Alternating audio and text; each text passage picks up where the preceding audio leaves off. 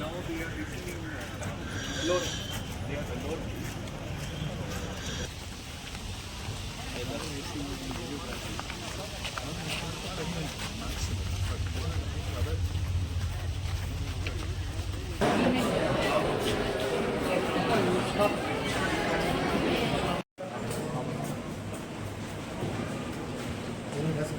మీరు ముందుకు వచ్చేసి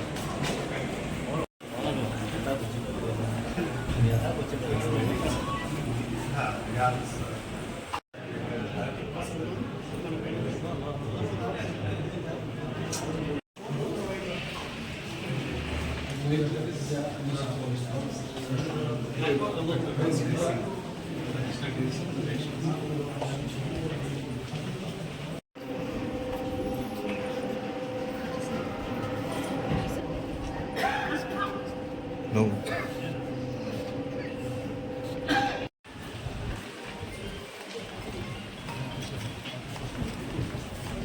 కొద్దిగా హాస్పిటల్ చిత్తూరులో విజిట్ చేయడం జరిగింది. ముఖ్యంగా అపోలో ఆఫీషియల్స్ యాజ్ వెల్ పేషెంట్స్కి మేము సర్వీస్ ప్రొవైడ్ చేస్తున్నాము. తర్వాత ఎంసీహెచ్లో ఎంతమంది పేషెంట్స్ వస్తున్నారు, రోడిమెట్రీ, ఎక్స్రేస్ యాజ్ వెల్ రేడియోలాజిస్ట్ ద్వారా అల్ట్రాసౌండ్, ఎంతమంది పేషెంట్స్ మనం అటెండ్ చేస్తున్నాము. డయాలసిస్ యూనిట్ సంబంధించి ఎన్ని పేషెంట్స్ ప్రతిరోజు ప్రతి నెల ఆపరేట్ చేయడం జరుగుతుంది. అండ్ ఈవెన్ కొత్తగా చేయడం కోసం ఏమి బ్లాక్ మనం కట్టాము, అక్కడ ఏమేమి ఫెసిలిటీస్ ప్రొవైడ్ చేస్తున్నాము ఈరోజు విజిట్ చేయడం జరిగింది. ముఖ్యంగా డిస్ట్రిక్ట్ హాస్పిటల్ చిత్తూరులో కొన్ని ఇంప్రూవ్మెంట్స్ కావాలి, కొన్ని ఇంకా ఫెసిలిటీస్ పెంచాల్సింది. So Apollo as well as గవర్నమెంట్తో చర్చ చేయడం జరుగుతుంది. ఇంకా కాకుండా ఇంకా లైక్ ఫెసిలిటీస్ అంటే పేషెంట్స్కి facilities, bathroom, hygiene, sanitation facilities కూడా బేసిక్లీ కొత్తగా కన్స్ట్రక్షన్ అవసరం ఉంది. అది కూడా ఇప్పుడు చర్చ చేయడం జరుగుతుంది. సో ఇన్ జనరల్ హాస్పిటల్ ఎట్లా నడుస్తుంది ఈరోజు దానికోసం వచ్చాము.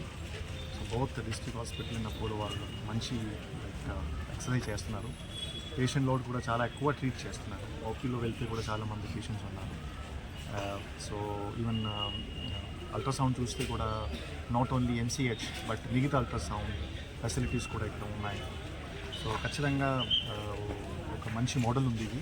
ఈ మోడల్ ఇంకా స్ట్రెంథన్ చేయాలి. ఇంకా లైక్ గవర్నమెంట్ అండ్ అపోలో ఇంకా మనం ఎట్లా ఈ ఫెసిలిటీస్ ఇంకా ఇంప్రూవ్ చేస్తే, ఇంకా బాగా చేస్తే, బేసిక్ ఇది ఆబ్జెక్టివ్ చూడడానికి కోసం నేను వచ్చాను. మీటింగ్ కూడా చేయడం జరుగుతుంది. ఇంకేమేమి సమస్య ఉన్నాయి కదా ఇది కనుక్కొని గవర్నమెంట్ నుంచి ఇంకా ఈ ఫెసిలిటీస్ ఇంకా రావాలి, ఫైనాన్షియల్ సపోర్ట్ రావాలి కూడా చర్చ చేస్తాం. జనరల్గా ఏముంటుంది, ఆ బడ్జెట్ పరంగానే మనం డైట్ ప్రొవైడ్ చేస్తున్నాము. కొన్నిసారి ఏముంటుంది, పేషెంట్ లోడ్ పెరుగుతుంది. సో లాస్ట్ టైం కూడా నేను సుప్రీం గారితో మాట్లాడాను. అదే మనం చూస్తున్నాము, లైక్ ఇంకా ఎలా ఇంప్రూవ్ చేసుకోవచ్చు. ఆ డౌట్లోనే ఏమైనా అన్నీ చేంజ్ చేసుకోవచ్చు. పెరిగితే నేను ఎట్లా నమ్మను, నేను మొత్తం చెక్ చేసిన తర్వాతనే నేను నమ్ముతాను. ఓకే.